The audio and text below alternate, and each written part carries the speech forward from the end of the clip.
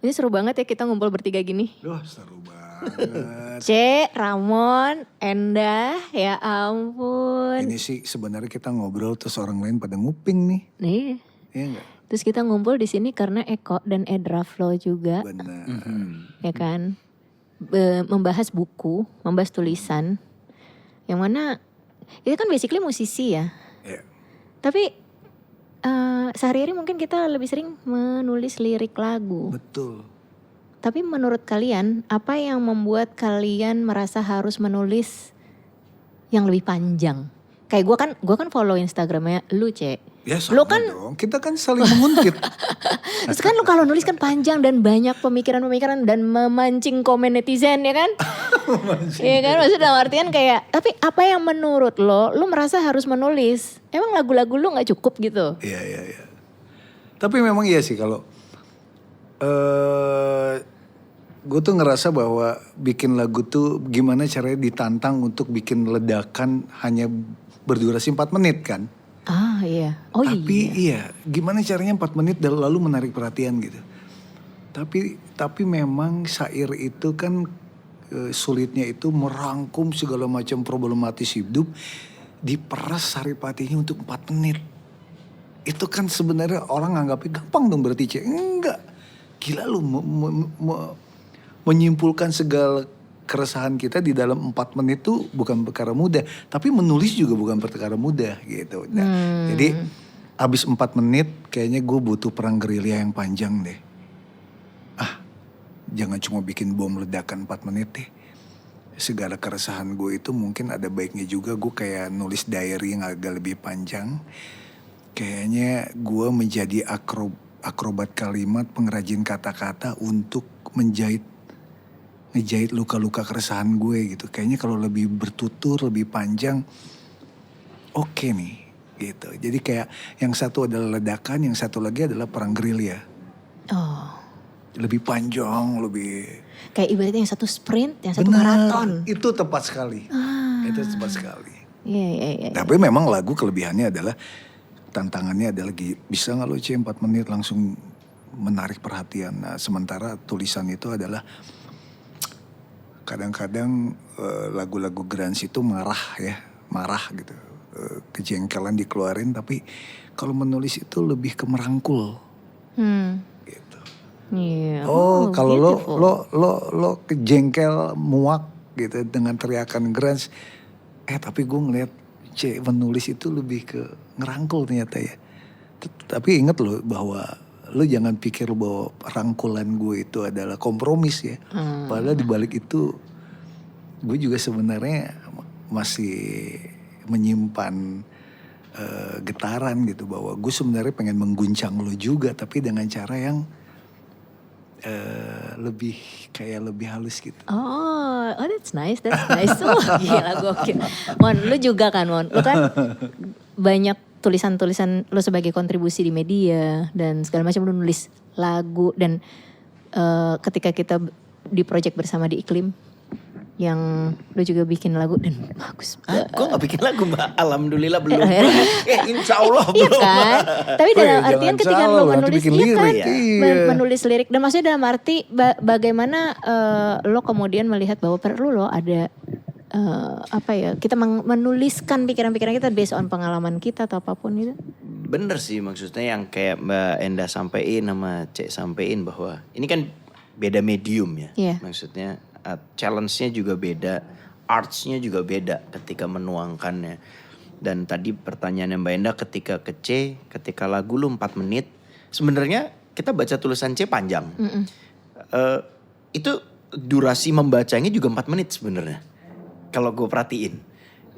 Kan kadang tuh Menarik tuh. ada tulisan yang memang reading durationnya Iya. berapa menit. Iya. Tulisan-tulisan C terutama di nanti buku yang akan dia keluarkan. Reading durationnya tuh more or less 4 minutes gitu loh.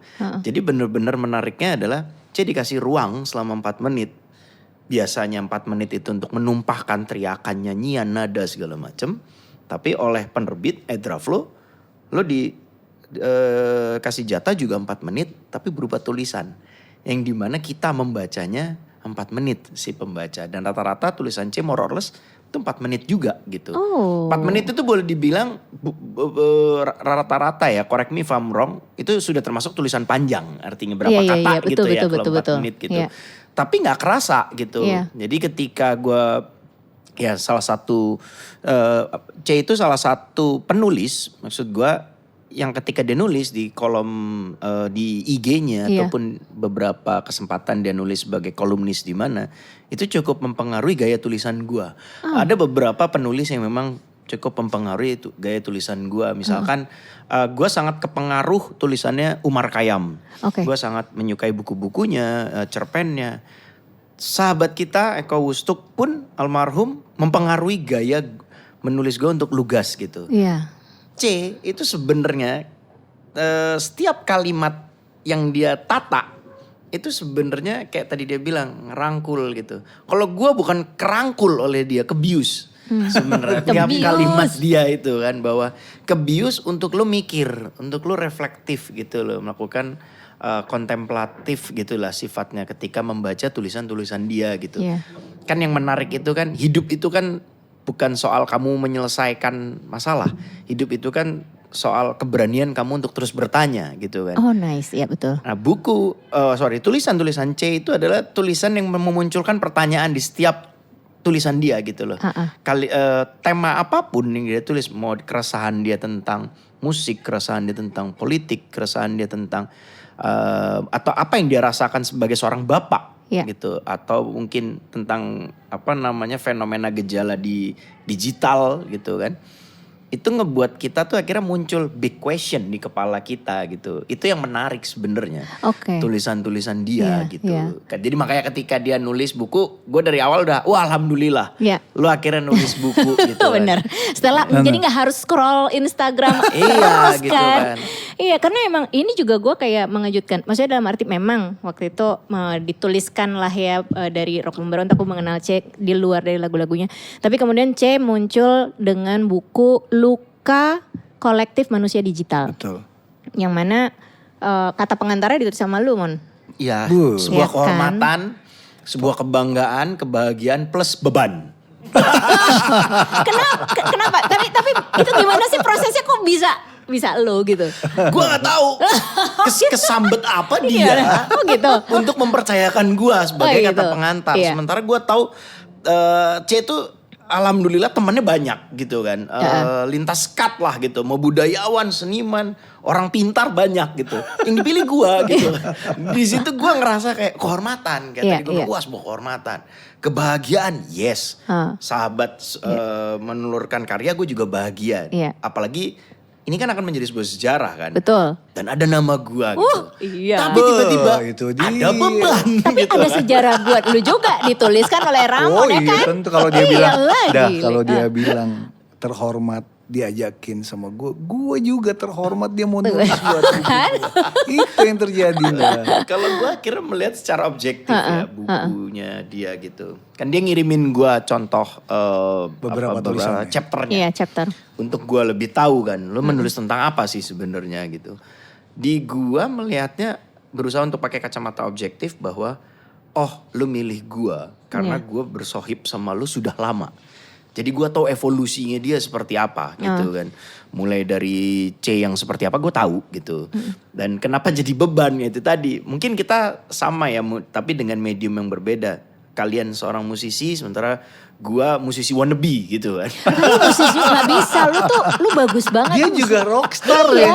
Dia nggak ada. memang. Attitude-nya aja. Dia terlalu merendahkan dirinya sendiri. No, Jadi man. di gua ngeliat itu bebannya gini. Gue menuliskannya itu, gue tuh kan nggak bisa ditarget orangnya gitu sebenarnya. Ketika gue ingin berkarya pakai hati itu gue nggak bisa ditarget. Bisa yang kayak tiba-tiba tengah malam, jam 2 malam, gue hanya nulis satu paragraf. Itu sering kali kalau misalkan gue lagi sedang nulis untuk sebagai kolumnis di salah satu media, bangun tengah malam hanya nulis satu paragraf doang. Selebihnya ntar aja dulu gitu kan. Abis minum kopi atau bahkan di tengah lagi di KRL tiba-tiba gitu spontan karena gue menyukai elements of surprise. Oke. Kalau elements of surprise itu pasti akan dari hati. Iya. Tapi setelah itu lu lupa biasanya itu yang bagus gitu. Iya, iya, Makanya kalau lo iya. tanya, gue nulis apa di kata pengantar dia? Hari ini gue lupa. Hari ini gue lupa gue pernah nulis apa gitu kan. Tapi begitu lo dapat kiriman kata pengantar dari dia gimana? Ya Cek, untuk buku lo. sejujurnya gini dah. Sebelum dia dapat, dia nge-WA gue mulu. Woi, kapan dikirim woi gitu. Udah mau cetak ya. Iya. Tapi itulah pas lo baca itulah kalau minta nulis sama seniman ya. Jadi memang tahu sendirilah seniman dah. Iya. Harus apa ya? Harus kesentil sama kepicu satu hal baru bisa muncul kan gitu. Iya. Untuk biar genuine gitu kan. Sampai gue bilang sama Ramon, Mon, mau nggak nulisnya bareng gua? Sampai dia bilang, mau gak nulis bareng lu? Biar ngedit bareng gitu. Enggak, gue bilang. Malah kebeban kalau gue nulis di depan muka lu gitu kan. Malah kebeban. Alhasil memang kenyataannya ya, maksudnya ketika gue nulis itu kebeban tuh dalam artian gini. Gue gak enak nih ditagih gitu kan. Iya. Sebenarnya itu sudah jadi tapi 80%. Bukan belum lengkap mbak. Terlalu lengkap. Jadi apa yang gue sampaikan ke C itu luber. Terlalu banyak Oke. gitu kan. Iya. Bener-bener gue menelanjangi dia dan bukunya. Iya. Di kata pengantar itu Oke. gitu kan. Interesting. It means benar. Yang susah itu kan sebenarnya bukan memanjangkan. Iya. Memendekkan. Nah, itulah Simplifying pekerjaan bikin itu lagu jauh tuh lebih gitu. susah. Iya, ya kan? Iya benar, kan? Dan benar. paragraf ada banyak. Lalu tiba-tiba gue mau ngilangin paragraf 4. Sama kayak nyusun lagu dalam album. Betul. Lagu ketiga kayaknya di take out. Iya. Lu gak mungkin lagu kedua langsung ke 4. Otomatis rearrange lagi kan. Iya. Kayaknya habis lagu kedua, lagu ke-8 deh. Benar. Karena endingnya lagunya begini, yang ini awalan begini gitu. Sama ketika menulis kan. Wah, Cek bentar ya. Sebenarnya udah jadi gitu kan. Tinggal mana. Iya, yang versi arrangingnya mana gitu ya, kan. arrangingnya benar. Nah, sampai akhirnya gue yang menarik ya semesta ya maksudnya. Kalau lu ngerjain, gue selalu percaya kalau lu ngerjain dengan hati pasti hasilnya beda gitu. Iya. Bener, Dan gue menyelesaikannya itu tepat 2 minggu kan dia janjian sama gue. Cek 2 minggu lagi gue baru kembali ke Jakarta. Oh, waktu itu di Papua ya? Waktu itu gue di Papua. Jadi gue oke. nulis itu bener-bener di Papua dan di depan pantai malam. Mantap. Bukan menulis ya, menyelesaikan fix ini gitu. Itu bener-bener di Papua di Sorong depan pantai. Gue rasa akhirnya bilang gini, ya udah Mon, berarti memang untuk C itu lo harus menyelesaikannya di Sorong. Iya dong. Dan baru 2 minggu kemudian gue kasih ke dia dengan hati deg-degan. Iya. Terima gak ya? Terima gak ya? Udah lama gitu ya ntar ya. sampai seminggu yang lalu tuh gue masih nanya sama dia gitu. Oke. Seminggu sebelum kita taping ini ya. Cek, Mas Rudi gimana responnya? Oke, iya. Bahkan pertanyaan gue bukan Mas Rudi dulu. Aden istri lu Iya. gimana responnya Iya, gitu iya, kan. iya, Maksudnya gue iya. harus tahu orang terdekatnya Cek melihat Iya. tulisan gue tuh seperti apa. Takutnya kan melenceng. Iya. Nah, lu gimana? Ketika Karena gini, pasti Lo orang baca. bacanya pasti ternyata Cia sama Ramon tuh sedekat itu. interesting. Itu kalau pas baca nanti, Ramon sama Cia ternyata deket ya. Oh menarik banget ya. Ini mungkin membuat penasaran gue penasaran, tidak hanya penasaran dengan isi bukunya tapi juga kata pengantarnya. Iya. Oh menarik. Nah tapi kalau misalnya luka kolektif manusia digital sendiri C, kenapa lo memilih topik itu gitu? Sedangkan mungkin kita kan generasi transisi ya gitu. Dan justru malah lo memilih untuk menuliskan luka kolektif manusia yang di dunia digital ini. So apa yang lo rasakan memangnya sih di dunia digital itu? Waktu pertama kali mau menulis tuh ada yang paling penting adalah mempertanyakan kepada diri sendiri, ada satu tanda tanya besar. Itu selalu gue juga kalau nulis lagu, nulis artikel di beberapa portal media, di Rolling Stone lah, di High lah, di Super Music ID atau DC-DC, gue nulis sudah banyak banget. Selalu gue nggak bisa dipesan gue harus nulis apa, tapi yang paling penting adalah mempertanyakan ada tanda tanya besar apa di kepala gue. Itu mesin banget gitu. Begitu tanda tanya besar itu ada, tanda tanya besarnya adalah gini dah. Banyak di sekitar kita kalau lagi lihat internet, kita begitu gampang men-scroll padahal tunggu dulu. Ini gak ringan loh. Sebenarnya di balik ini ada daging loh. Nah akhirnya itu. Jadi buku ini adalah sekumpulan hal-hal yang dianggap enteng, dianggap ringan, dianggap receh. Padahal gue mencari kebijaksanaan di balik itu. Gue mencari tunggu, stop. Ini harus dibahas. gitu. Oke. Ada satu contoh kali ya, hal yang remeh temeh tapi kemudian berkesan di gue itu karena Mas Rudi penerbit buku ini mengirimkan ke gue salah satu chapternya atau salah satu bahasannya, yaitu ketika melihat seseorang berjualan di TikTok. Dan tadinya kan gue skeptis ya, kayak ini pasti tulisan ini ingin memberikan sisi apa ya, kayak kritik apa segala macam, tapi lu menuliskannya dengan menyentuh hati gue yang membuat persepsi gue jadi iya lagi gitu. Mungkin dibocorin aja nggak apa-apa kali, Cek? Sangat nggak apa-apa. Itu tuh pahlawan apa yang ini? Tanpa jubah populer. Iya, pahlawan tanpa jubah populer. Itu salah satu judul tulisan lo yang membuka persepsi gue ke sisi yang baru, point of view yang baru gitu. Dan itu menyentuh hati gue banget. Iya. Itu boleh diceritain dong, Cek? Oke, jadi gini, gue tuh kan suka beli-beli sesuatu di TikTok ya. Terutama kaos band atau apa, kaos-kaos yang misalnya t-shirt lah. Kalau lo ngelihat para selebritis itu yang nonton 3.000 sekian, 10.000.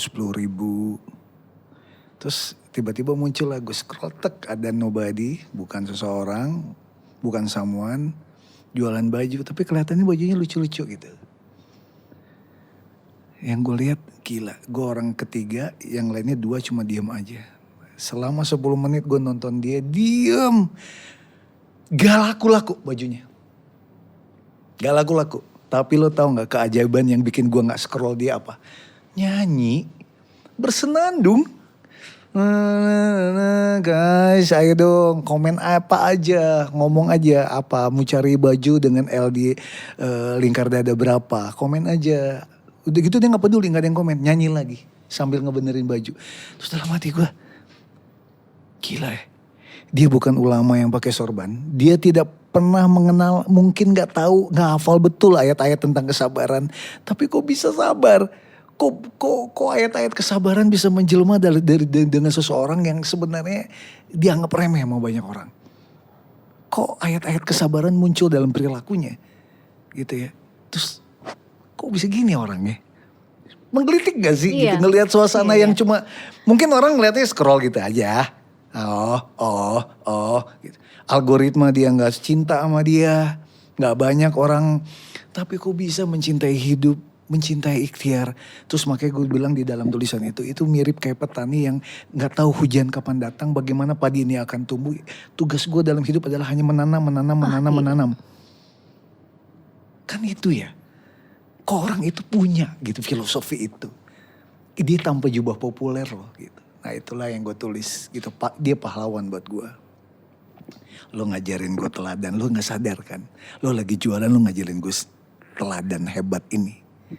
Gue bisa gak dikasih ujian kesulitan hidup harus jualan walaupun cuma 3 orang yang nonton, dia gak peduli dengan algoritma. Makanya kita tuh sebenarnya luka bersama, luka kolektif dalam manusia digital. Menolak mati dalam algoritma. Makanya banyak hal-hal yang banyak pahlawan di sekitar kita yang sebenarnya lo teladani lagi dari orang-orang kayak begini. Stop dulu, jangan di scroll mereka. Capture mereka. Gitu. Ini gila. Itu baru satu loh. Itu baru satu ya. Itu baru satu dan itu kayak jujur aja membuka hal baru di gue juga gitu. Jadi ada tetap aja ya sebenarnya manusia tuh banyak hal yang bisa kita hargai di tengah apapun yang mereka lakukan dan berikhtiar gitu. Dan itulah Mbak Enda, makanya ketika gue nulis kata pengantar, dapat kehormatan untuk menulis kata pengantar bukunya C ini, ada kalau ditanya kesulitannya di mana? Ini kesulitan gue. Karena ketika yang gue baca itu, ketika beberapa opsi-opsi chapter yang dikirim ke gue dan gue harus menuangkan dalam kata pengantar, ini sisi C yang lain.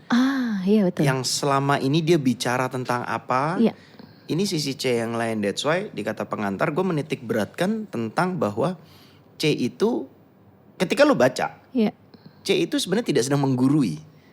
Seperti tadi dia bercerita kan. Sebenarnya dia itu mengajak kita untuk melihat, membuka mata lebih peka lagi gitu kan. Makanya gue bilang bahwa buku ini menunjukkan bahwa kita untuk ingat-ingat lagi, lu pernah naruh empati di mana? mungkin di Lost and Oh, Found. tepat dia nulis itu. Iya. Iya, gue baru inget aja gitu kan. Gue baru inget. Baru ingat lagi. Satu kalimat gue itu di kata Ya pengantar ampun, bahwa ya C itu Allah. mengajak kita untuk inget-inget lagi. Lo coba ke Lost and Found, lo cek Iya, empati lo ada nggak di situ? Atau gitu. jangan-jangan ketinggalan di halte dia Atau bilang. jangan-jangan ketinggalan di halte. Jadi buku C itu bener-bener ini sudut pandang C yang lain gitu. That's why gue sedikit kendala gue adalah wow ini beda. Bukan C yang gue kenal gitu kan. Bukan C yang orang banyak tahu tentang tulisan dia. Itu baru satu bab, belum bab yang lain gitu. Makanya gue sering jadi bercandaan kalau ketika kita lagi nongkrong gitu kan. C ini kan mukanya sering banget dicomot orang untuk jadi profile Facebook gitu kan. Dan itu dituliskan nama dia. Iya, itu juga ditulis. Dan buat iya, gue lu itu mahal maksudnya. Oke. C bener-bener, gue mulai inget lagi isi kata pengantarnya. C bener-bener mencopot jubah rockstarnya. C itu mencopot peci hitamnya gitu kan. Bahwa dia mengajak kita bahwa kita ini sama. Yang ngomong kalau buat gue itu bukan C. Cepu Manik gitu. Iya. Tapi Chandra Hendrawan gitu kan. Nama lengkapnya Iya, Chandra bener Chandra kan. Hendrawan. Chandra Hendrawan yang ngomong gitu. Mengajak lu untuk ayo lu lihat lagi dengan rasa apa yang terjadi. Luka-luka apa. That's why tulisannya C memunculkan tanda tanya di setiap siapa yang membaca. Tanda tanya ke diri kita sendiri. Kayak tadi C bilang kan. Orang yang berikhtiar jualan di TikTok. Iya. Memunculkan tanda tanya lagi kan. Ikhtiar lu seperti itu kah gitu kan. Apakah lu melihat fenomena seperti itu apa yang akan lu lakukan. Jadi bener-bener Iya, betul. kontemplatif mbak gitu. Makanya kita bersyukur sudah mengintip. Iya, iya benar. Udah mengintip. Dia bersyukur sudah mengintip. Benar banget. Iya, karena ya itu membuat gue juga nggak sabar untuk membaca chapter-chapter yang lain sih. Karena point of view-nya yang menarik gitu. Tapi itu gue setuju sih, membuka jubah rockstar. Iya. Karena menurut gue nggak semua orang berani untuk melakukan itu ya. Ketika sudah nyaman dengan Posisinya. posisi yang sangat misterius sebagai public figure yang diidolakan oleh orang gitu kan ya. Kan kadang lo nggak mau membuka weakness lo atau membuat sebuah pernyataan atau tulisan yang mengundang misalnya opini orang yang akan disagree. Bisa jadi dong ada yang disagree dan lo harus berhadapan dengan itu. Nah Cek, lo tuh mengantisipasi hal-hal itu nggak, bahwa misalnya nanti buku lo ini akan misalnya dibahas, direview dan kemudian mungkin disanggah mungkin atau misalnya apapun itu gitu. Ya gini, kita ndah untungnya sebagai musisi sudah terbiasa dengan 3 faktor dalam ekspresi kita ya. Apapun yang sudah kita lempar ke publik, lagu-lagu kita selalu bakal ada 3 yang merespon. Di situ ada cinta, ada benci, sama dicuekin. Dan gue paling sebel dicuekin. Oh gitu. Oh oke. Oh. Jadi kita sebenarnya musisi terbiasa dengan 3 respon itu. Gitu. Kalau di cinta tidak perlu pakai skill ya. Kalau dibenci lumayan bagaimana menghadapinya. Tapi yang menyebalkan tuh, lo nggak penting lo dicuekin. Nah kita sebenarnya sudah terbiasa ya Nda. Iya. Karena kita musisi, kita sering mengeluarkan apa-apa ke publik. Jadi ya kalau buku pun sama. Malah gue tuh seneng kalau ada respon yang beragam gitu. Jadi memang itulah yang akan menghangatkan pergunjingan. Seru banget. Yang di momen ini, Iya, kalau gue yang nanya mungkin dia jawabnya ngelantur. Tapi lu yang gue rasa yang paling hak bertanya mbak gitu. Bagaimana proses lu nulis? Maksudnya Oh, dia, iya, kalau gue yang benar. nanya dia pasti akan Oh ngelantur. iya, Kalau yang benar. nanya tuh tertodong dia. Iya. Proses nulis lu kapan, gimana? Lu yang nanya. Betul. Iya, ini gue sebenarnya punya 2 pertanyaan. Oke. Benar, proses menulis, tapi kan ada 2 yang mau gue tanya. Wih. Proses nulis lagu dan proses nulis buku. Oh. Iya kan? Karena menurut gue penting tuh untuk Betul, ditanyakan betul, proses betul. menulis lo di lagu dan proses menulis lo di buku gitu. Ya. Bedanya? Bedanya dan experience-nya. Experience pasti beda karena tapi yang lumayan sama adalah pasti gue pengen menangkap keresahan itu. Seperti tadi bilang harus ada tanda tanya besar di kepala. Begitupun lagu harus ada tema. Ini kira-kira mewakili banyak perasaan banyak orang gak ya Cek? Kalau misalnya ini tidak mewakili perasaan banyak orang jadi gak relevan kan. Lu ngomong apa sih Cek gitu. Nah gue selalu pengen dalam nulis lirik dan sama nulis artikel. Selalu pengen anjing lo ngebelain gue Cek lewat tulisan lo. Lo ngebelain gue Cek lewat lagu lo gitu. Itu kayak kayak apa ya? Kalau bikin lagu tuh kayak si lagunya terbang punya sayap lalu menemui kuping-kuping yang menjadi jodohnya gitu. Oh ini gue banget Cek. Begitupun tulisan gitu ya, bahwa ini relate Cek, ini gak jauh dari hidup gue. Oke. Nah sebenarnya yang samanya itu. Bagaimana caranya itu semua relevan dengan hidup, bukan sebuah kebenaran yang kita pandang lalu terlalu dingin dan kaku gitu. I Males see. kalau kayak gitu. Oke. Ya, Iya. kalau mau sih relevan dan sangat dekat, mewakili perasaan banyak orang merasa dibela oleh tulisan itu. Cek, lo tahu gak sih buku lo ini kayak sesuatu yang meresahkan gue selama ini, tapi gue gak bisa mengucapkannya dengan mulut. Lo I yang see. membicarakan ini Cek. Kan kadang ada orang yang mengalami sesuatu tapi dia nggak berani speak up gitu kan. Iya, betul. Ini mewakili menstimulun. Menstimulun, iya. Tahu gak Cek rasanya tuh kayak berdarah-darah. Darahnya gak kelihatan. Luka-luka gue ini gara-gara baca tulisan lo ini lukanya sama. Oh, Lukanya iya. sama, tapi menggerogotinya tuh kerasa Cek. Gitu. Nah itu jadi hampir semua tulisan itu dan lagu kesamanya itu. Nah tapi kalau misalnya tulisan dia lebih gini dah. Gue harus nyari sesuatu yang gak bisa lo temuin di Google. Oke. Ngapain kalau nulis sesuatu yang kita bisa ambil dari banyak hal, dari AI atau dari Google. iya. Gue gak mau, karena apa? Misalnya, gue ngebahas ada satu artikel ngebahas ada cewek hidungnya gagal di sebuah klinik.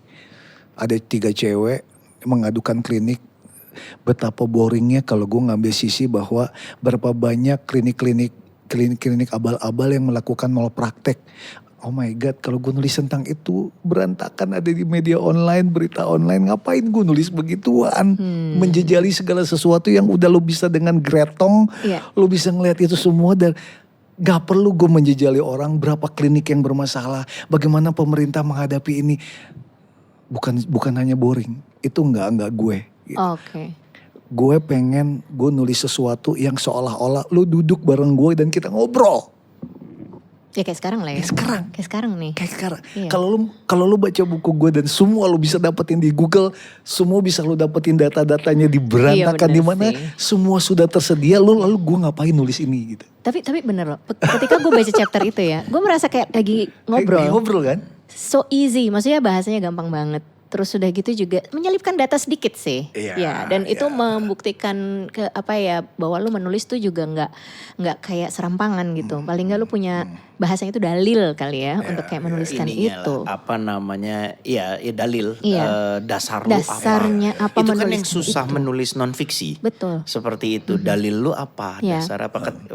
Gue gak bilang nulis fiksi lebih mudah ya, tapi level kesulitan ada seninya Iya, beda. ada seni, Nah iya. dia kan non fiction kan, Iya, maksudnya. iya. Ada dalil kenapa statistiknya ini begini, ini Betul. begini. Itu yang susah. Yang kemudian sebenarnya. itu mengafirmasi ternyata nggak cuma dia doang yang merasakan itu, tapi kita juga kan. Sehingga betul. oh iya, emosi ini tuh tersampaikan karena memang ya datanya memang begitu, datanya bicara. Itu ada berapa judul Cek di buku lo? Total 30 dan semua 30. 30 tulisan itu itu adalah hal-hal yang benar-benar gue temuin di dunia Di dunia sekitar. digital. Maksudnya Termasuk digital, Ya. karena fenomena digital yang gue Ya. tangkap contohnya kayak di grup WhatsApp kita sering melihat ada begitu banyak orang mengucapkan bela sungkawa, lalu berikutnya adalah ulang tahun, lalu berikutnya selamat menikah gitu. Nah, gue menyoroti yang bela sungkawa. Judul artikel itu adalah masyarakat selembar stiker. Oh, Nah, ibunya meninggal, kita cuma bilang pun tidak, nulis kata-kata tidak, menumpahkan pikiran tidak, tapi apa? Ngirim stiker. Tulisan innalillahi berwarna hitam dengan bunga-bunga hitam. iya, Gila, lo tega gak sih? iya. Nyokapnya orang tua, temen kita yang meninggal lo. Lo cuma ngisi stiker. Sesibuk itukah hidup lo? Lo gak punya narasi, lo gak punya narasi kepedihan di hati lo untuk menuliskan sesuatu buat sahabat lo? Aduh. Ini banget lagi, ngena banget lagi. Ya kan? Terus lalu orang-orang digital lalu mengatakan ini. Ya Cek, sibuk lah. Tapi kan yang penting kan membubuhkan sesuatu, C. Selalu ada pembelaan. Iya, iya. Makanya luka-luka digital ini kita tidak bisa mengatakannya luka. Karena apa? Lukanya kita ini bersembunyi di balik bernama kemajuan. Ini kan kemajuan teknologi. Bahkan kita tidak bisa mendefinisikan bahwa itu luka. Kita sakit tahu. Ada orang meninggal aja lu cuma ngasih stiker. Buku-buku gue tuh tulisan gue ngungkapin itu. Kita semua sakit bareng. Bareng kita tuh. Iya gila, iya sih. Sangat dalam ya. Lu proses nulisnya berapa lama nih? 30 judul dan sehingga ini menjadi lagu ini. Menjadi album. Album yeah. ini kan ibarat kalau ya gak sih? Ya kan? Ya gak? Kayak album ya untuk jadi satu buku. Tadi kan Endah bercerita kita saling mengintip, kita saling menguntit C dengan tulisannya di caption, Ramon juga gitu.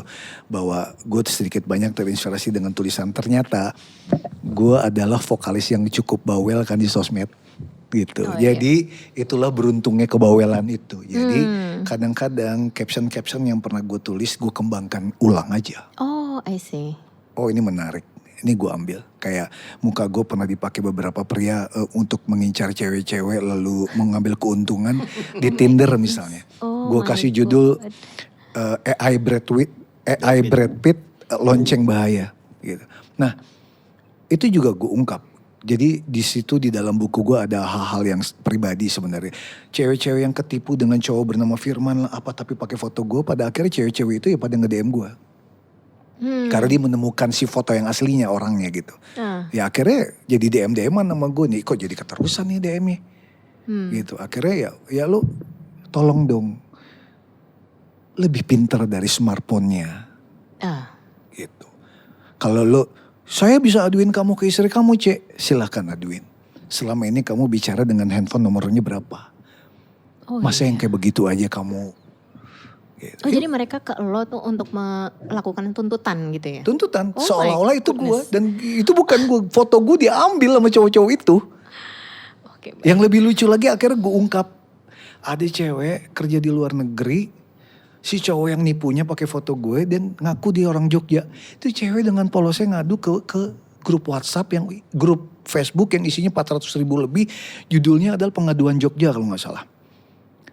Diposting lah foto gue. Kamu kenal Firman ini enggak? Ini pacar aku, orang tuanya sakit, aku udah transfer ke dia, lalu menghilang.